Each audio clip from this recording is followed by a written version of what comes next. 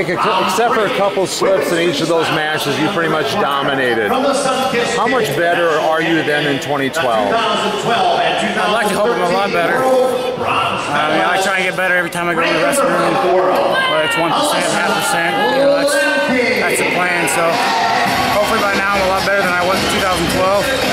I just try and improve in all areas I can, as Steve said. Talk about the challenge of beating Kilgore. He obviously has been wrestling well today, and you weren't able to let him take an edge on you. What was the key for your wrestling? Yeah, just sticking to my plan, really. I mean, going out there and scoring points and getting my shots off when they're there. You know, he's a tough kid, big, strong kid. And you just got to be smart with guys like that and just kind of set your stuff up. You know, he got a couple takedowns off my shots, and that's how it goes sometimes. Oh well, you know, I knew I had more points, and I was walking off the mat with my hand raised. So. Jake, did you have enough international competition over these last 6 months at all to help you go to the Worlds, or how do you feel about that right now? I went to Turkey back in February, and I won my first match, and I ended up getting injured. Tried to pull out and kind of recover from that, but other than that, you know, I've wrestled in plenty of overseas tournaments, you know. It's just really getting back out there and in that competition setting. Jake, you were saying it's fun to wrestle and compete. Is that what it will give you the edge at the Worlds and perhaps another shot at the Olympics to keep it fun and keep it fresh?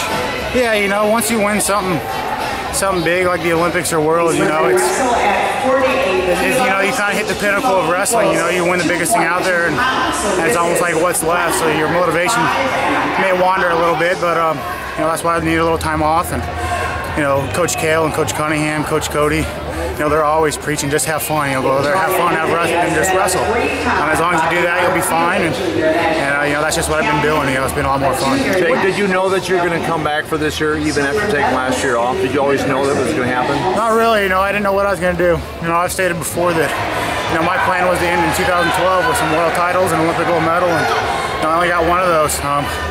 Obviously, 2 Olympic golds sound better than 1, but I didn't know I was going to come back. You know, that's why I needed the break to kind of get back in there and make sure I wanted to do it. What was the moment that you knew that you had to come back?